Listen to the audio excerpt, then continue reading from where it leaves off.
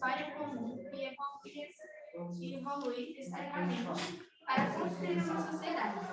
Frequentemente são consideradas civilizações ocidental, islâmica, chinesa ou confuciana. Professor, passa bem. Pode. Confuciana, Confúcio. Japonesa ou shintoísta, africana, hinduísta ou ortodoxa. No centro de cada uma delas há uma variada gama de povos, muitas vezes com linguagens e dialetos distintos, mas pertencentes à mesma civilização. Muito obrigado. Ocidental é que Europa e as Américas, que temos as leis romanas, o cristianismo muito presente, o conhecimento grego, esse lado ocidental. Islâmica, Maomé, que segue o Corão, xiitas, sunitas, por isso que diz que tem divisão dentro do próprio país ou segmento, que seguem Maomé. Chinesa ou confuciana. China ou Confúcio, que era um filósofo chinês que escreveu diversos artigos e influenciou todo o pensamento chinês, a tradição chinesa que é milenária. Japonesa, as tradições japonesas, os valores, o fato de tirar o chinelo na porta e entrar com outro chinelo, o fato de ser mais isolado, mais tímido, mais reservado. E a religião também japonesa, shintoísta, todas essas questões religiosas. E nem todo mundo no Japão é religioso, mas mesmo quem não é religioso, segue as mesmas tradições, os mesmos hábitos, isolado, mais calmo, mais na dele.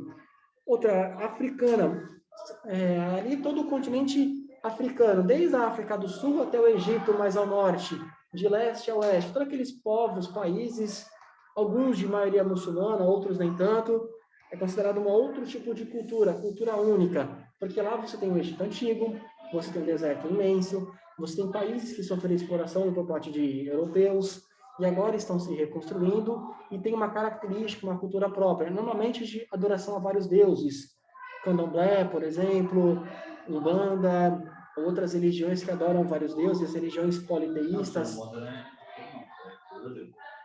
Foi no Brasil, mas com relação a escravo, não foi exatamente isso. Mas seja como for, a Umbanda, ela surgiu aqui no Brasil, mas em virtude dos africanos, tem raízes lá, porque a Umbanda tem vários deuses, várias entidades que os antepassados africanos tinham no continente africano. Então, eles trouxeram para cá, porque no continente africano tem o politeísmo. Eu tenho uma dúvida. Não tem muita ver com a criança, Uhum, pode falar. Você sabe os deuses. Isso, deuses. Mas, tipo assim, eu não sei se é uma banda ou um leve, eles também acreditam em santos. Sim, acreditam. É o mesmo. São parecidos com outros nomes, mas têm a mesma função. Tem um específico para batalhas. A Igreja Católica tem São Miguel. Tem um específico para cura. A Igreja Católica, se eu não estiver equivocado, é São Rafael. Tem um, por exemplo, para família. E na Igreja Católica é o marido de Maria, São José. Do casamento, que é o Santo Antônio, não é? Isso, Santo Antônio é a Igreja Católica. Exatamente. Então, para as mesmas funções, para a chuva, para casamento, para a família, para a guerra espiritual, para ir em locais onde outros santos não podem ir, tem uma entidade, um Deus nas religiões africanas e o mesmo na católica, e o mesmo no nórdico, por exemplo, e o mesmo no egípcio, o mesmo na cultura grega. Para cada coisa, um Deus, uma entidade, um santo diferente, dependendo se é católico, se é africano, se é nórdico, se é egípcio, se é grego. Tem a mesma, exatamente isso. Então, tem toda a razão nesse sentido. Aí, olha lá, tem hinduísta, lá muito comum na Índia, que é uma religião politeísta. Não sei se vocês assistiram na época, acho que não, que deviam ser bebês. Se são crianças, fui já em 2009, que mostrava a Índia e os seus adoração a vários deuses, Oi? Caminho das Índias. Ah, professor, é claro que eu assisti. Não, eu lembro dela, mas eu acho. Eu dançava junto com as meninas. Aí sim, é legal essa novela que mostrou a cultura indiana. Eu acho que a Annalise também deve ter visto essa novela. Não sei se Isabela se vai ver, vai ser a gravação, já assistiu. Eu assisti, eu estava no terceiro médio, já era quase adulto, era mais velho que vocês agora, em 2009. Estava no terceiro médio, 2009. Vou fazer 30, dia 16 de agosto. 30? Vou fazer 30. Eu tinha 4 anos. Nossa, eu já tinha 18. Vocês eram criança. É normal vocês não terem lembrado. Seja como for, essa novela mostrou um pouquinho da cultura hinduísta, de uma religião politeísta. E a ortodoxa. A ortodoxa é uma religião cristã, muito parecida com a Igreja Católica, muito presente na Rússia e leste europeu, porque lá, pouco depois de Cristo, o cristianismo ele foi dividido. Cisma do Oriente, se eu não estiver equivocado, eu vi aqui, ou no primeiro no ensino médio, onde houve a primeira divisão do cristianismo. De um lado ficou a Igreja Católica, que é a gente atualmente, e do outro ficou a Igreja Ortodoxa. Elas tinham algumas diferenças com relação à adoração a imagens, com relação ao culto, à missa, com a linguagem, se o padre devia ficar de frente para a plateia ou de costas para a plateia, e acabou tendo essa divisão. De um lado seguia a Igreja Católica Apostólica Romana, e do outro a Ortodoxa, muito presente na Rússia. E o cristianismo presente é muito parecido com a Igreja Católica. Pequenas diferenciações. Então, essa ortodoxa está presente na Rússia, está presente ali na Albânia, na Letônia, na Estônia, nas republiquetas da antiga União Soviética. Então, essas pessoas seguem o cristianismo com uma pequena diferenciação. E lá, nessa região, tem etnia A, etnia B, etnia C. Por isso que se dividiu em vários países quando a União Soviética ela acabou. Tinha a Iugoslávia, que pertencia à União Soviética. Ela faliu, junto com toda a União Soviética, e virou vários países. Então, se eu não estiver equivocado, Macedônia, se eu não estiver equivocado, Geórgia também, entre outros países que se viram 6 países a Iugoslávia. Essas são as principais culturas do mundo inteiro. Vai ter uma outra cultura, talvez faltou colocar aqui no livro, apesar de estar no Ocidente, os indígenas, eles têm a cultura deles, as tradições deles, os pratos típicos, as danças, etc. Eles estão aqui no Ocidente, mas eles moravam aqui antes da migração portuguesa, antes da colonização portuguesa. Faltou ter colocado, porque a cultura deles é diferente da nossa. Já uma religião mais politeísta, com vários deuses, tem tradições diferentes das nossas. Se eu não estiver equivocado, quando a criança faz 15 anos, tem um próprio rito. Quando tem um casamento, é outro rito. Nascimento, outro rito. Morte, outro rito. As comidas também são diferenciadas. Eu acho legal, professor, a cultura mexicana. Mexicana também. Eles, tipo assim, a velório brasileira, nossa. Sim. É uma coisa muito deprimente. É deprimente, é triste. Eu nunca fui no velório.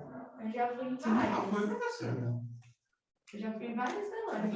É super deprimente. Nossa. Acho que eu fui só em um quando eu era mais. Eu tô nesse, não fui. Assim, o único velório que não foi deprimente pra mim, e eu era muito pequenininha, foi do meu avô. Minha avó falou que eu ficava correndo embaixo do caixão e falava que era pra tirar o algodão do meu avô, porque senão não ia respirar. Tadinha. Eu nem entendia que ele tinha morrido. Nossa, tadinha. Aí, então eu brinquei o velório inteiro. Você não tinha noção, né? Não tinha. Só que, tipo assim... Você tinha quantos anos? Desculpa. 4, 5... Não, tinha 6. 5, mas é criança, bebê. 6, 5. Nossa. Só que eu não entendi. E aí, no México, eles, tipo, comemoram. Eu acho isso super legal. É legal. Ah, é mais legal. Eu entendo seu ponto de vista. Eu entendo seu ponto de vista. Eles comemoram. Não comemora que morreu, ufa, morreu, Rafa, que estorvo. Não, mas no sentido de que... Os caras morrem, eu vou fazer. Não, no sentido... Mas eu acho que eu estou entendendo a sua lógica. Sim. O velório em si. É deprimente. É É triste. Mas com a pessoa ali sendo velada, é deprimente. Mas no caso do Dia dos Mortos, no México, não é que você comemora que a pessoa morreu, mas você lembra da pessoa, você lembra com carinho do que ela fez de bom, dos valores. O filme que fala bem disso, retrata bastante a vida é uma festa. Isso, é muito bom. É muito bom. É muito legal esse filme. Quando eu trabalhava no Júlio Seco, eu adorei trabalhar lá. O diretor do Júlio Seco hoje é do Agenor, um cara maravilhoso. E estava na época de férias, assim, eu passava esse filme pro Fundamental 2. É muito bom esse filme, bem colocado, Pedro. É muito legal esse filme. E é bom para colocar para criança, para adolescente. Eu assim... Quem? Candomblé também tem um ritual quando morre, que é diferente das outras culturas. E no livro não tá, mas podia estar o candomblé. Foi a única que não foi colocada. Eu entendi o que eu quis brincar. Sim, você brincou, mas... O que dá pra entender, parece que o cara morreu falando... Ufa, morreu. Não aguentava mais. Lazarento, não pode comer.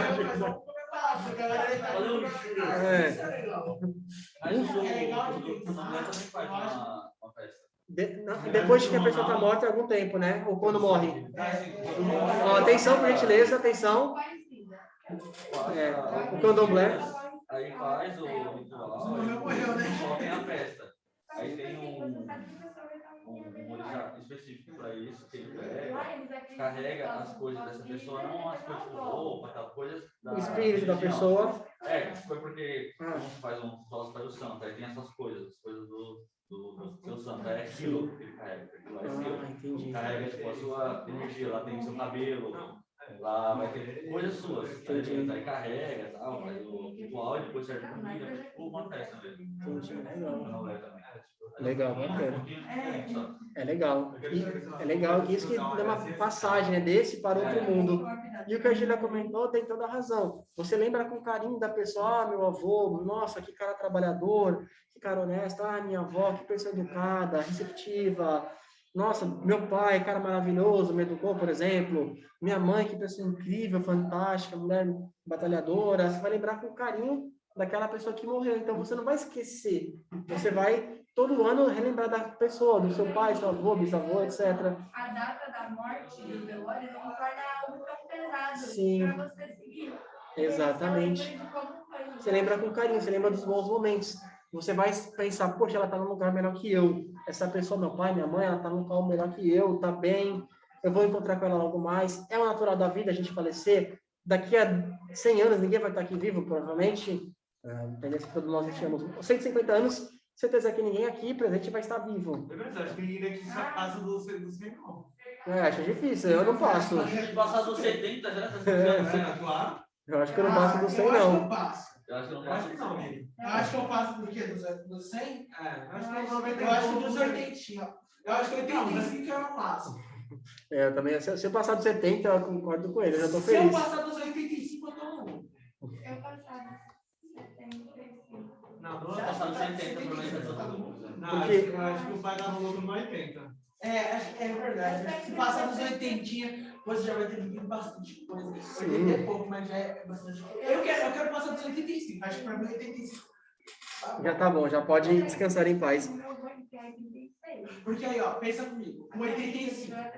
Se eu tiver um filho com 28, mais ou menos, com a situação legal, beleza, 28, meu filho vai crescer quando tiver 80.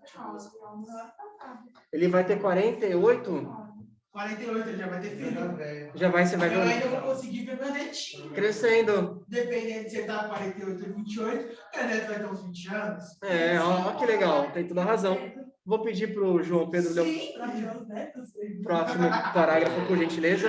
Óbvio que essa hora que ele fala. Isso, o que diferencia? Atenção, silêncio, por favor. Tá?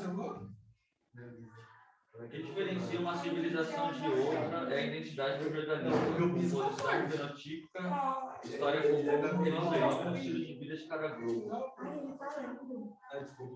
Obrigado. Desculpa mesmo. O que diferencia uma civilização de outra é a identidade por meio da língua, composição fenotípica, história comum, religião, estilo de vida de cada grupo. É constituída de um conjunto de indivíduos que têm um território ou... Álmaga. Oi? Álmaga. Álmaga que os une, ou seja, pessoas que sentem como pertencentes à mesma civilização. Esse é o componente importante, o sentimento de pertencimento. Muito obrigado. E todas essas civilizações têm tudo comum, a religião comum, o estilo de vida, aquele sentido de o que fazer quando acorda, quando vai comer, quando vai dormir. Por exemplo, na civilização ocidental, a grande maioria das pessoas é cristã, então elas agradecem a Jesus Cristo, vai na missa ou no culto. No caso do Ocidente, a grande maioria das pessoas pensa, não, se minha vida for um sofrimento aqui, eu pelo menos quero ser salvo quando houver um arrebatamento, o juízo final. A grande maioria acredita que vai haver um arrebatamento aqui no Ocidente, um juízo final. Tem diferenciações entre as igrejas, mas todo mundo sabe que, todo mundo acredita que Jesus vai voltar um dia E aí, quando Jesus voltar, as pessoas do Ocidente querem ser salvas. É algo parecido que todo mundo compactua, ou a grande maioria das pessoas no Ocidente compactua. Já na questão, por exemplo, chinesa, ele já tem outro estilo de vida, de pensamento, de filosofia, o que faz quando acorda, o que faz quando a família morre, assim como o próprio japonês, na questão da higiene, na questão do cumprimento. No Japão, por exemplo, cumprimento, você tem que se curvar para uma pessoa. A curvatura máxima é para o imperador e para qualquer pessoa que seja professor. A mulher, ela tem que se curvar um pouquinho mais do que o homem, porque a mulher, ela tem, segundo a tradição, elegância. Ela é fina, então ela tem que ter uma curvatura maior. E a grande maioria das pessoas compactam com esse tipo de pensamento. Isso. No caso da islâmica, todo mundo acredita que Maomé foi um profeta. Tem uma diferença que alguns muçulmanos acreditam que tem o Corão e outros ensinamentos, e outros muçulmanos acreditam no Corão, como o caso dos cristãos. Os evangélicos acreditam apenas na Bíblia, e os católicos na Bíblia e nos apócrifos, os documentos extra-Bíblia, por exemplo, nos santos, na entidade, mas seja como for. Os católicos acreditam nos apócrifos, em documentos fora da Bíblia, assim, os católicos acreditam na Bíblia, em documentos externos, a Bíblia que foi aqui escrito por pessoas, mais o catecismo da Igreja Católica, todos os ensinamentos orais passando de geração pós geração, tudo que o Papa faz, os concílios, por exemplo. Os cristãos, os católicos acreditam nisso. Já os evangélicos não, apenas na Bíblia. Mas ambos acreditam que Jesus Cristo veio para a Terra e vai se salvar. Apesar de evangélicos acreditarem que Cristo é filho de Deus e católicos que é o próprio Deus, que se fez homem. Mesmo assim, eles têm essa mesma visão, compactuam com os mesmos valores. Isso vai no continente africano e demais tipos de grupos que, por mais que as diferenças sejam pequenas, no geral, eles têm o mesmo tipo de pensamento. Bom dia, Leandro, seja bem-vindo. Você vai fazer uma pergunta? Não.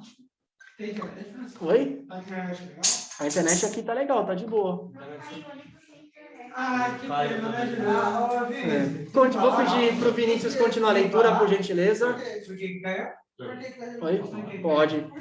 Vamos lá, vou pedir para o Vinícius ler esse último parágrafo. Vinícius, leia o último parágrafo, por gentileza. Na própria natureza humana, as civilizações costumam se definir ao longo da sua existência, pois o comportamento social não é imutável. O mesmo acontece com as fronteiras territoriais, que são elásticas. Ampliam-se e reduzem-se ao longo do tempo. O conceito mais amplo da nação e império, uma civilização pode conter diversas nações ou unidades políticas. Como pertenceu uma civilização islâmica, que conteve a Abásida, Fatímida, Persa e Otomana.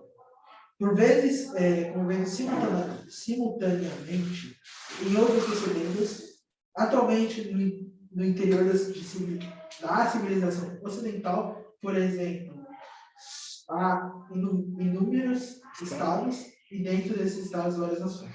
Muito obrigado. Por exemplo, um exemplo de algo que foi se mudando com o tempo foi lá no Egito Antigo. Era uma religião politeísta. Depois surgiram os hebreus, a religião monoteísta, de um único Deus. Os hebreus saíram do Egito e fincaram-se em Israel, adorando um único Deus. Veio Jesus Cristo para a Terra. Jesus Cristo existiu. Com a chegada de Cristo, essa religião foi dividida. Ficou o Velho Testamento com o Novo Testamento. Jesus Cristo veio não para acabar com o Velho Testamento, mas para fazer o Novo Testamento. E aí Cristo falava, ninguém vai ao Pai senão por mim. Eu vou sofrer na cruz para que os pecados de vocês sejam perdoados. E após a crucificação de Cristo, houve uma divisão nessa religião monoteísta. Ela foi dividida entre judeus e cristãos. Os cristãos foram seguindo seu caminho, ambos acreditavam no Velho Testamento. Só que de um lado, um grupo de monoteístas acreditava apenas no Velho Testamento e não acreditava em Cristo. Do outro lado, essa religião de monoteístas, que acreditava em um único Deus, acreditava nesse único Deus, mas em Jesus Cristo. E os cristãos foram prosseguindo. Depois de um tempo, houve a primeira divisão do cristianismo, que surgiu um lado ortodoxo, o russo, o leste europeu, e a Igreja Católica Apostólica Romana. Deu continuidade. Depois de um tempo, Martim Lutero vai pregar uma reforma na Igreja Católica. 97 teses. Não vai ser aceita. Martin Lutero vai acabar criando a sua igreja, a sua religião, por influência de outros reinados que queriam que as pessoas fossem cristãs, mas não católicas. Tá? Queria que essas pessoas não apoiassem a igreja católica, mas não queria mudar com a religião delas. Então você vai ser cristão, só que não dá dinheiro para a igreja católica. Dá dinheiro para a minha religião que eu vou controlar. E aí vai surgir o luterismo e outras religiões evangélicas. Seja como for, essa civilização ocidental ela foi se modificando. Algumas questões permaneceram, outras caíram por terra. A questão, por exemplo, da tatuagem. No passado, antes de Cristo, a tatuagem era feita para homenagear o Deus Sol, Deus da chuva, Deus do trovão, Deus da guerra. Hoje em dia, se você faz uma tatuagem, para a grande maioria dos cristãos, não é pecado. Se você, por exemplo, faz o time de coração no seu peito, se você pega o batimento cardíaco da sua mãe e coloca no seu peito, cara, você tatuar. Mas também não é algo glorioso. No passado, não podia fazer a barba. No passado, eu digo, na época dos egípcios, do povo hebreu, lá no continente africano. Você tinha que deixar crescer? Sim, não podia, porque quem fazia barba fazia em adoração a um Deus específico. Hoje em dia isso não existe, porque você faz a barba não porque você vai homenagear Deus da chuva. Você faz a barba porque tá feio, porque é higiênico, porque é obrigado. Você fica com a barba por fazer. Se você virar da barba, ela Isso. fica bem bonita. Mas tem pessoa que acha feio, por exemplo. Fica melhor mesmo. Mas, por exemplo, se você deixa uma barba muito comprida, tem pessoa que vai achar feio. Tem pessoa que... Elas pelas de meu pai. Barba muito grande é nojento. Nojento, então... Porque você imagina a pessoa comendo. Sim. Aí você imagina, a pessoa vai tomar aquela sopa, aí o caldo cai na barba. Mas seja como for, os homens do Egito Antigo não faziam a barba por anos.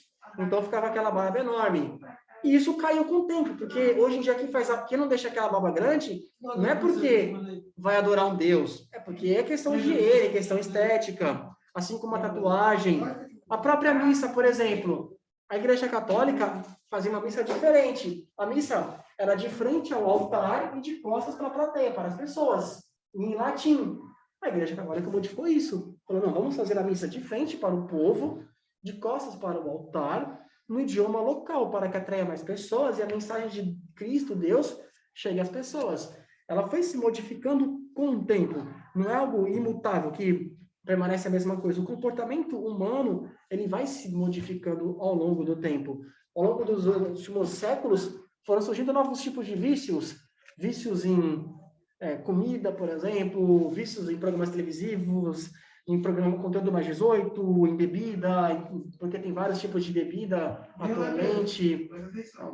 São tipos de vícios que hoje a igreja condena, por exemplo. De que então? Então, o ser humano vai sempre se modificando. A base permanece, digamos assim que o hardware permanece, mas o software, os programas, alguns vão sendo modificados ao longo do tempo. Beleza? Alguma dúvida? Estou dando para entender? Não sei. Sim. Pior que tá legal, tô gostando. Opa, valeu, fico feliz. Próxima página, por gentileza. Vou pedir para o Pedro esse. Isso, na página 332, por gentileza. Vou pedir para o Pedro ali. É roteiro de estudo? Não, Ah, é não, 332. Isso, 332. Ah, obrigado. Por vezes, uma religião pode ser um agregador de uma civilização, como é o caso do hinduísmo, entre os indianos, entre outros. Em outros, é um elemento desagradador, com um conflito entre católicos e protestantes e irlandeses, ambos ocidentais, que se arrasta ao longo dos séculos. Fechou? É isso, lê esse último aí. Desde os atentados de 11 de setembro de 2001, o tema civilização voltou à tona, em parte por causa dos trabalhos do cientista político estadunidense São Manuel Antigo, acho que é assim. Publicou em 1993 a revista Foreign Affairs um artigo intitulado O Choque de Civilizações. Em 1996, esse artigo se transformou em um livro homônimo. Para muitos, ele previu os atentados de 11 de setembro, ao anunciar antecipadamente o conflito entre as civilizações ocidental e islâmica. Nessa obra, público, não sei, Reconhece 8 civilizações: ocidental, latino-americana, africana, japonesa, ortodoxa, da Rússia, indo, da Índia, islâmica e cínica, chinesa, que estariam em uma zona de tenso conflito entre elas, umas mais deliciosas que as outras. Repare que, para o Huntington, os latino-americanos não são ocidentais. Observe no mapa a seguir a representação cartográfica do choque de civilizações. Opa, muito obrigado. Outro choque de civilizações, nós temos, por exemplo, no Islã, xiitas e sunitas, que eles acabam divergindo entre si. Temos, por exemplo, dentro do Islã, alguns terroristas que têm a própria interpretação do Corão e falam, minha interpretação é essa, tudo que fez está errado, o que é o certo é o que o meu grupinho acha. Vou sair matando inocente e vou ter direito a 7 virgens. Um pensamento que a grande maioria dos muçulmanos não compactuam. E aí eles têm Porque o homem tem direito a 7 mulheres, mas a mulher tem direito a 7 homens. Porque aí você não Nesse caso, nesse caso, caso, a questão é a seguinte, vamos supor, eu sou muçulmano, e eu quero ter a minha esposa, só que eu quero casar com uma outra esposa. Para esse casamento ser aprovado, eu tenho que provar que eu tenho condição. Isso. E se eu não sustentar, se ela passar fome, não sustentar, ela pode entrar com o processo e se separar. Precisa dar uma casa para cada uma delas, elas não podem dormir Não na pode mesma ser junto. Cada um precisa Isso. realmente tem 2 famílias, você tem que sustentar as 2. Se você Isso. tiver um filho com uma, você tem que ter um com a outra. Exatamente. E por que é permitido isso? Para que tenham mais muçulmanos no mundo e o Islã vença por ser maioria no mundo inteiro. Então, você tem que multiplicar. Então, você tem que, assim como diz no cristianismo, casar e multiplicar-vos, a mesma ideia tem no Islã. Então, por conta disso, o homem pode se casar com várias mulheres, porque esse homem, se tiver bala na agulha, se for um milionário ou um bilionário, ele pode fazer uns 8 filhos por ano. Cada mulher faz um em cada. Já a mulher só pode ter um filho. Esquece. Já a mulher é um por ano. Vamos supor, eu tenho 8 esposas. E eu quero fazer um filho. Aí eu vou no período fértil de cada uma, vou lá e faço o serviço. Aí eu faço o filho lá. Porque o período fértil sempre vai coincidir. Mas aí num dia com uma, no outro dia com outra, assim eu vou revezando. Vamos supor 7, porque tem 7 dias na semana. Aí cada dia com uma mulher. E aí, agora a mulher, se ela tiver 4 esposos, por exemplo, dos 4, ela só pode dar filho para um. Ela está no período fértil. E aí, se ela. Um por ano. Aí ela não tem como dar um filho para cada esposo. Porque se ela estiver no período fértil, um exemplo fosse permitido. E aí a mulher, ela. Aí a mulher tem razão. Aí a mulher tem 4 esposos, um exemplo. A mulher tem 4 esposos, um exemplo. E aí ela vai querer fazer um acasalamento lá. Ela não tem como fazer com os 4. Se ela, mesmo que ela faça, vem o marido A, o marido B, o marido C, o marido D no mesmo dia. De um só vai ser o filho. Muito provável que do marido A, porque o espermatozoide vai chegar primeiro no óvulo, se estiver no período fértil. E aí no próximo, B e o C. A grande maioria quer ter por conta da religião, por conta da sua obrigação moral, porque ela.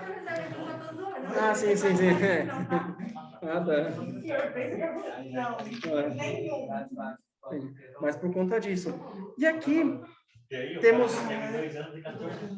de acordo com o textinho, uma divisão do mundo, uma outra divisão do mundo.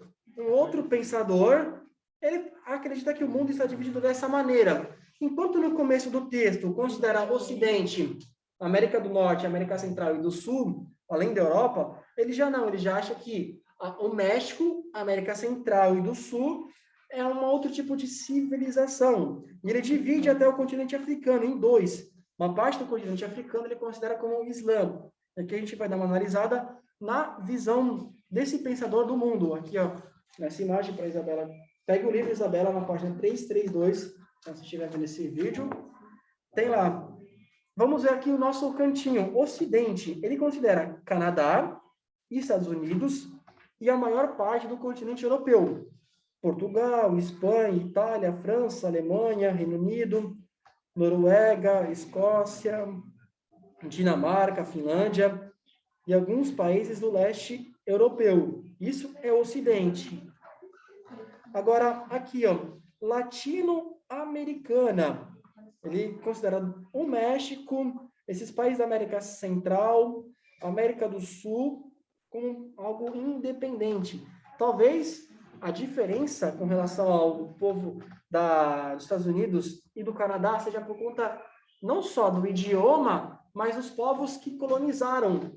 Na visão desse Huntington, pelo fato dos mexicanos, centro-americanos e sul-americanos terem sido colonizados por portugueses e espanhóis, povos que falam idiomas derivados do latim, esses povos daqui têm costumes, tradições diferentes de canadenses e estadunidenses, porque eles foram colonizados por ingleses, por povos anglo-saxões, outro tipo de povo. Então, esse tipo de povo teve uma colonização e aqui tivemos outra colonização. Lá passaram alguns valores, aqui outros valores. Lá eles têm festas típicas, danças, rituais, e nós outros um pouco diferente. Por isso que ele faz essa separação de latinos, e nesse caso, talvez seria uma América anglo-saxã, ou ocidental. Eu, por exemplo, considero como América anglo-saxã, por exemplo, porque foram colonizadas por povos anglo-saxões, os ingleses, que levam esse nome. Já quase vizinhos nossos, o continente africano, ele faz uma divisão. Oi. Pode falar. Por que ele achava que esse marronzinho aqui, tá vendo, no Brasil? É Sim. hindu, né? Sim. Porque raios ele achava que tinha hindu na pontinha do Brasil. Sim, porque boa pergunta. Por que ele achava que aqui marronzinho tinha Porque, assim, hindu? professor, vamos pela lei da Pangea. Sim. Supercontinente Isso. tudo grudadinho. Ele achava que tem África, beleza. Porque era grudado. Sim. Agora, o hindu, que é lá do outro lado, não faz sentido ele achar. Boa colocação. No caso da Venezuela, a Venezuela que está do lado desse marronzinho aqui, hoje é um país independente, mas no passado, no século 20 e 19, a Venezuela eram 4 regiões, elas acabaram sendo unidas, que tinham pequenas diferenças entre elas, e uma das diferenças acabava por ter incluído o hinduísmo, por conta de valores, tradições, do mundo estar globalizado, e o hinduísmo ter sido trazido de alguma maneira pela Inglaterra, que colonizou a Índia e acabou levando para essa região aqui. Porque essa região foi colonizada por França e também um pouco da Inglaterra. Por isso que aqui tem a Guiana Francesa, Suriname, que era território inglês. E os ingleses acabaram trazendo o hinduísmo para o norte do continente sul-americano, por conta disso. E nessa região, para ele, o hinduísmo é presente, porque essa região não foi colonizada nem por espanhol, nem por portugueses, mas sim por franceses e ingleses. Tanto que nessa região de Tamarronzinho, temos a Guiana Francesa. E ali tínhamos o Suriname, que até pouco tempo atrás, no século XX, pertencia à Inglaterra. E a Inglaterra, que também colonizou a Índia, trouxe o hinduísmo da Índia para essa região. E essa região acabou se tornando de maioria hindu, porque tinha antes da colonização, tinha as tribos locais, a população indígena. Vieram os ingleses, dizimaram, e acabou implementando esse hinduísmo, por conta dos ingleses que ali colonizaram. E aí essa região tem um hinduísmo muito difícil. É difícil achar isso, né? Mas é o que aconteceu, por conta disso, da influência inglesa. Beleza? Ok, professor. Continuando ali, temos no continente africano, o que está em amarelinho, para ele considera como África, que é um local onde não segue o Islã, o Corão. Nesses locais seguem uma religião politeísta, com os deuses, orixás, basicamente a mesma coisa, muito parecido com o bando, com o candomblé, com as danças, pratos típicos, etc. E o que está em verdinho no continente africano, ele acredita que nessas regiões, nesses locais, o politeísmo, as religiões parecidas com Umbanda, com Candomblé, foi substituída por uma religião monoteísta, uma religião de um único Deus, que é Alá, e o seu profeta Maomé, com o Corão. Nesses locais vão ter os xiitas, os sunitas, locais que só acreditam no Corão, e locais que acreditam no Corão, e mais outros artigos, publicações. Nesses locais, as pessoas elas têm que ir perdão, a cidade mais importante muçulmana, que agora me fugiu o nome, estava na ponta da língua, Meca, perdão. Nesses locais, as pessoas elas têm que ir para Meca uma vez na vida, é a cidade mais importante para eles. Israel, Jerusalém também é importante, é mais território sagrado, e por incrível que pareça, eles também acreditam que Cristo foi um dos profetas. Eles acreditam que Cristo é o Filho de Deus ou o próprio Deus, mas Cristo é um dos profetas que habitaram aqui o mundo. E o que ele pregou deve ser levado em consideração e respeitado. Eles não são cristãos, mas eles respeitam Cristo. Seria como o que a gente pensa a respeito de Jó, a respeito de Davi, a respeito de Noé, de Moisés. A gente tem eles como líderes, figuras importantes, mas não o próprio Deus, um humano comum. Eles acreditam, por incrível que pareça, que Jesus foi um humano comum, um profeta, que deve ser respeitado, e seguem o Corão, o que está aqui em verdinho. Depois aqui, continuando, mas para o continente asiático, temos o marronzinho. Hindu é o hinduísmo, aquela religião onde, não vou lembrar o nome dos deuses, mas tinha deus elefante, a vaca é considerada algo sagrado para eles, tanto que eles nem comem carne de vaca, tem vários deuses, um deus... Essa é uma boa carne lá. Nossa, se você comer um bifão, vai ter aquela coisa da adrenalina, né? Você tá ofendendo um cara, você vai estar ofendendo alguém. É como se você comer um porco para um muçulmano. Para ele não tem que comer carne de porco, eles não entendem isso. Isso do porco é sagrado para os muçulmanos. Eles não comem carne de porco. Nossa, deve ser isso. Assim, Fazer um churrasco lá agora? já pensou? Bora, gente. Fazer um churrasco, vai bem naquela divisão ali do o que está em marronzinho com o que está em verdinho. Aí você pega o food truck e caminha por aquela região, vendendo carne de porco e vendendo carne de boi. Nossa, você vai ofender todos eles. Mas carne de boi também não pode, não? Para os hindus não podem, para a Índia Nossa, não pode, a vaca é sagrada para eles. Come para eles carne de porco, galinha, legumes, vegetais. Aí quer fazer um churras, não dá pra colocar. Não dá para fazer churrasco, não, isso não existe. Sim. Brasileiro tá cagando. Brasil você pode comer tudo, mas vai ser cachorro. Então, No No Brasil, Brasil não tem muita frescura de comer. no máximo os católicos, que na sexta-feira santa tem que comer peixe, e não pode comer carne de porco, e alguns períodos os católicos eles devem se abdicar a carne de porco. Isso lá em casa, essa Semana Santa, na Semana Achei que Santa. eu ia falar disso. Essa hora de colocar cachorro. Não, Na Semana Santa, eles nem comem de carne ou algo parecido, sabe? Só a gente come mais peixe. isso, Olha aí, peixe. Semana Santa, a gente come muito peixe. E eu já estou comendo peixe por conta da questão econômica, que a carne está muito cara. Mas casa Mas... tem esse Semana Santa. porque varia de pessoa para pessoa, de família para família.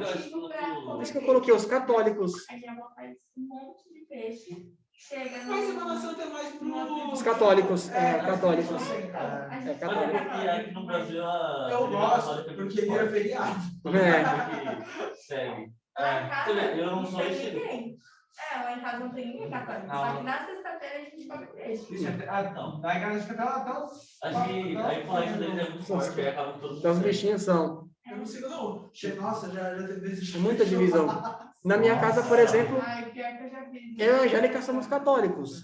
Mas a minha mãe, ela frequentou o catolicismo, a Umbanda, o espiritismo. Não, o pessoal lá é... fervoroso. Romano mesmo, sabe? Se eles vão à missa, Seguir as tradições. Nossa. bem Lá em casa tradicionais. mesmo, na verdade, das duas famílias, de parte do pai e de mãe, só eu, minha mãe e meu irmão, só. Católicos? Não, é... Não tem Umbanda. Na verdade, eu e minha mãe é Umbanda e meu irmão é Candomblé. Sorvete. Todo mundo evangélico. Como você vai chamar a gatinha entendi. pra tomar um sorvete? Mas a gente Então, sempre vai sair, fez tá negócio bom, de Semana Santa. Mas é normal isso. Na grande Porque maioria das... antes, né, a ministra era católica. Mas eu vou ser para Mas assim, A grande maioria das pessoas, elas são católicas, evangélicas, é normal na família. O pai é de uma religião, a mãe de outra, o irmão de mais uma. Isso é normal, acaba sendo isso daí. hoje em dia, né? Hoje em dia, no passado, a igreja católica era mais forte. Algumas questões, talvez, era a igreja católica perder fiéis, pelo menos no meu ponto de vista.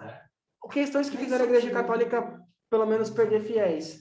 A questão do métodos contraceptivos, acho que fez a Igreja Católica perder fiéis, que a Igreja Católica aceita que o marido e a mulher apenas tem um momento íntimo para ter filhos. E se você quer ter um momento íntimo para ter filhos, você tem que seguir o método Billings, que é o método meio que tabelinha. Aí você pode ter um momento íntimo com a sua esposa.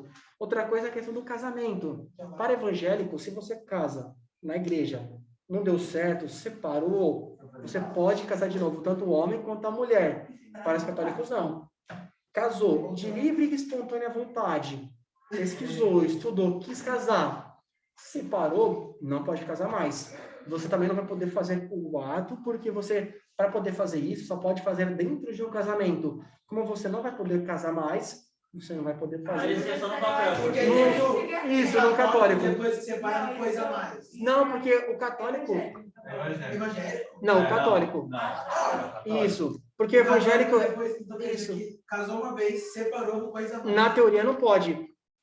Evangélico e católico, na teoria, Coisa todo dia. evangélico e católico, eles só podem fazer no casamento.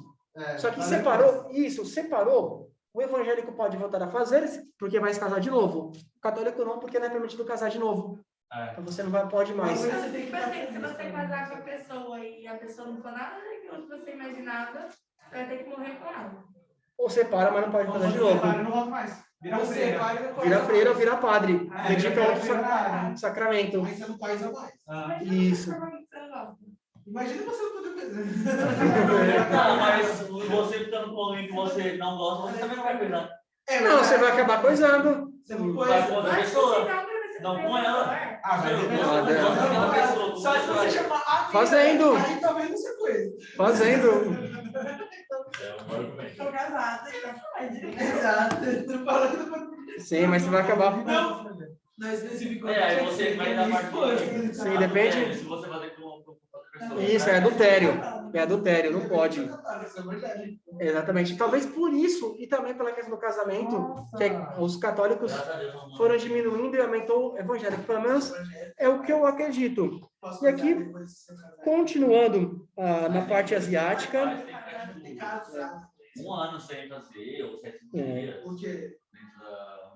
Dentro da Continua. Na Umbanda já não tem esse conhecimento, mas também deve ter umas regras para seguir. E continua. Professor, não, banda. 7 dias. 7 dias. Dia, 6 meses. Um tempo de luto, né? Nunca não presta tem que ficar um ano. Um tempo de luto para respeito, talvez, ao... Na verdade, Oi? Não pode, você não pode beijar a pessoa. Nossa. Em respeito, talvez, ao seu familiar, seu marido, sua esposa. Continuando a explicação, tem lá, na Ásia, temos duas divisões, japonesa e cínica. O que está em vermelhinho é de influência japonesa, porque... Cínica, sim. Nossa, pra mim, cínica é uma pessoa sonsa. Nossa, que cínica. Sim, mas no caso aqui, é por conta da China, um gentílico... É a pessoa que, tipo, não sente nada da outra. No caso... Eu posso... Nossa, não sabia, mas uma pessoa que É uma pessoa presente. Pra mim, sim. Sim, uma pessoa falsa, para nós. É que alguns adjetivos nossos têm origens históricas, como, por exemplo, Maquiavel. O professor Felipe, ele é maquiavélico. Ele faz a mesma coisa que Maquiavel pregava. Nossa, o Felipe foi bárbaro. O Felipe tacou fogo na própria casa, jogou bomba. Ele foi bárbaro. Foi protestar e fez uma barbaridade por conta dos bárbaros. Outro adjetivo, deixa eu ver, deve ter mais um ou outro adjetivo comum que é utilizado hoje em dia. Teve um que até foi no primeiro ano que eu me fugiu, estava na ponta da língua, mas acabou fugindo. Mas, seja como for, tem isso. E aqui na Ásia, temos lá o que tem em vermelhinho, japonesa, Mongólia e esses territórios em vermelhinho, que o Japão colonizou isso. O Japão tentou conquistar essas regiões. Oi? A parte vermelha é tão pequena. Tão pequena, foi que o Japão colonizou essas regiões, tentou dominar, conquistar e acabou passando os seus valores, tradições, etc. Tem até uma série na Netflix, que não sei o nome, o Guilherme... O próprio Japão não tem isso. O quê? É japonesa, mas japonês aí aqui do lado. Sim, o Japão é budista. Ele chega... Porque antes do budismo... Não, tem uma explicação. Hipocrisia? Ó, a gente vai finalizar, você vai ser igual a gente, mas a gente vai ser igual a você. Porque, É aquele famoso, faço o que eu falo, mas no caso... Ó, você vai fazer aquilo que eu tô te falando, mas o que eu vou fazer... você No não caso, a questão do Japão é que o budismo acabou sendo influenciado. Quando o budismo começou a prosperar, crescer, o Japão já tinha colonizado essas regiões em vermelhinho. Porque a colonização japonesa foi séculos atrás. Não foi algo recente. 1700, 1800, mais ou menos. E aí, quando o Japão colonizou essas regiões em vermelhinha, não tinha ainda o budismo. Então, o Japão passou os seus valores tradicionais. Com o passar dos anos, surgiu o budismo, e o budismo se fez mais presente no Japão do que a própria tradição japonesa. Então, ele segue algumas tradições japonesas, mas, mais especificamente, o budismo. Por isso que tem essa diferenciação, porque essas regiões sofreram influência do Japão de séculos atrás, de um Japão que não era budista. Quando o Japão parou de colonizar, esses locais seguiam essas tradições. E o Japão acabou deixando um pouco de lado as tradições antigas com a influência do budismo. E aí ficou assim. E a última parte, roxinha, é a ortodoxa, é a Rússia e os países que pertenciam à União Soviética. Porque, lembremos, a Igreja Católica, ela começou mais por os católicos quando Cristo faleceu, para alguns em 300, quando Constantino regulamentou e permitiu o Império Romano. Aí teve a cisma do Oriente e do Ocidente, que dividiu em 500 aproximadamente depois de Cristo. 1500 teve a divisão de católicos e evangélicos, como Martim Lutero e outras religiões. Em 1917, tivemos a Revolução Russa e em 22, a criação da União Soviética. Nesse local, quando criou-se a União Soviética governou esses países.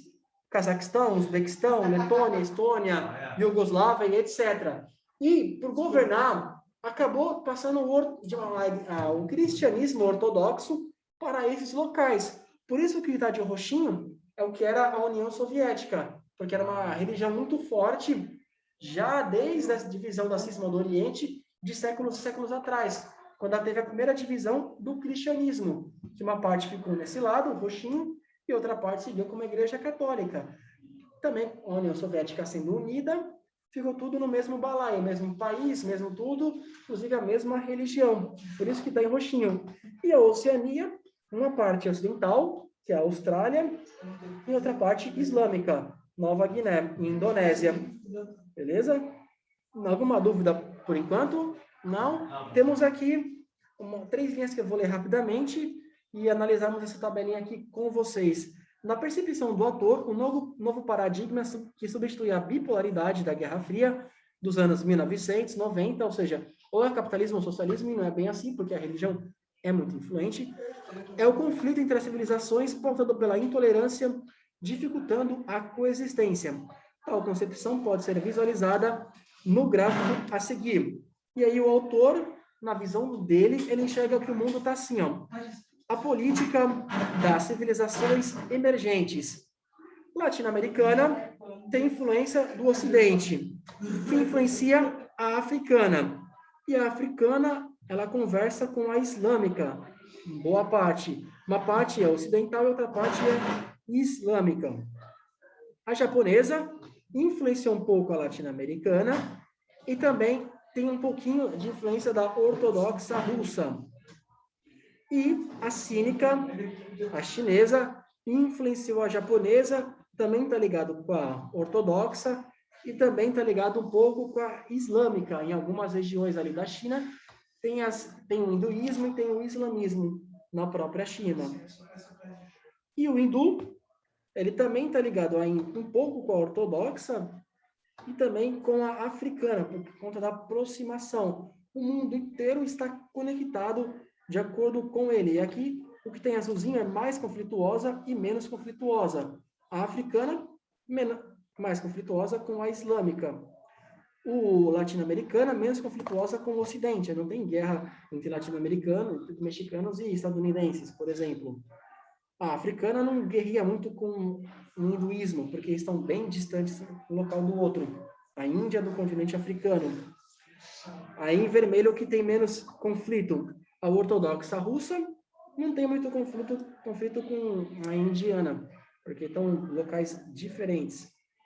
A chinesa não tem muito conflito com a russa, porque estão em locais diferentes. Ambos no século XX seguiram ideologias socialistas, então isso acabou influenciando bastante, evitaram uma guerra. Hoje em dia são mais aliados do que inimigo. Não tem esse conflito, assim como a chinesa com a japonesa. O que tem conflito bastante? Islâmica com o Ocidente, a chinesa com o Ocidente, porque a chinesa é bem diferente da do Ocidente.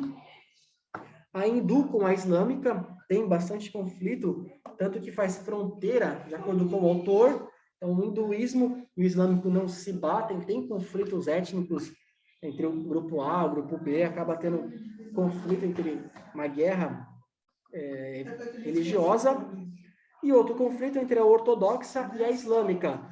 A ortodoxa é uma religião cristã, e a islâmica é o Corão, Maomé. Acaba tendo conflito. De acordo com o autor, essas são as religiões, as culturas do mundo, e o que está em azulzinho acaba tendo mais conflito, e o que está em vermelhinho acaba tendo menos conflito. Por exemplo, latino-americanos com o Ocidente. Não tem por que mexicanos, cubanos entrar em conflito com canadenses. Brasileiros entrar em conflito com estadunidenses. Não tem por quê. A gente segue praticamente a mesma religião. O que diferencia nós deles não são as religiões.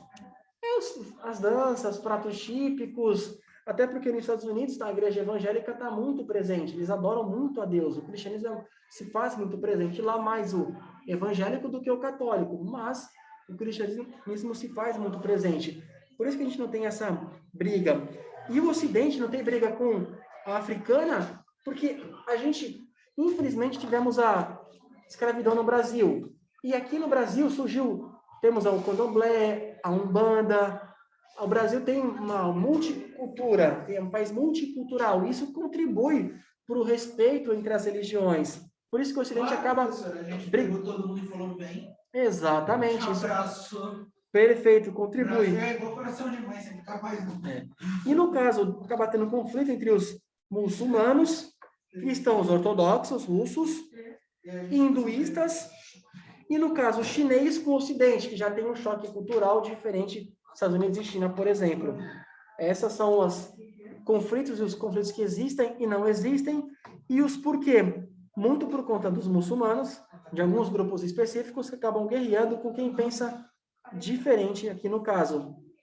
A chinesa com a islâmica acaba não tendo um conflito maior, porque o Islã não acabou indo para a China, nem a China indo para o Islã, ficaram distantes um do outro, assim permanece até hoje, por isso que acaba não tendo esse conflito. Já o Islã é uma região que é ocupada por Israel, apoiada por Estados Unidos tem a sua maioria cristã, acaba tendo esse choque também de civilizações, porque Jerusalém, Israel é um território sagrado. Temos o reconhecimento do Estado judeu, não temos o reconhecimento do Estado muçulmano, a Palestina. E Estados Unidos apoia Israel, então acaba tendo esse choque entre o ocidental e os muçulmanos. Por isso que tem esse, vocês, estadunidenses, apoiam Israel, eles têm um Estado e a gente diverge deles. Então, a gente também vai ser conflituoso, porque você é amigo do meu inimigo, você acaba sendo meu inimigo também. Por isso que os muçulmanos acabam meio que brigando com o Ocidente e com o cristianismo também como um todo. Beleza? Alguma dúvida por enquanto? Não? Acabou nessa live, Leandro e Daniel, foi mal. Eu vou iniciar uma outra na sequência, porque já são 10 para meio-dia. Então, a gente vai fazer uma rapidinho, já 10 para meio-dia. Ok. E a aula vai acabar meio-dia e 20? Isso, no máximo até meio-dia e 20. Aí tem lá, em tese, sobre a difícil coisa... Ah, não vai dar, falta um minutinho. Eu vou acabar essa live, vou fazer uma outra na sequência para ler isso daqui e a gente terminar aqui. Muito obrigado. Até daqui a pouquinho eu vou acabar e iniciar uma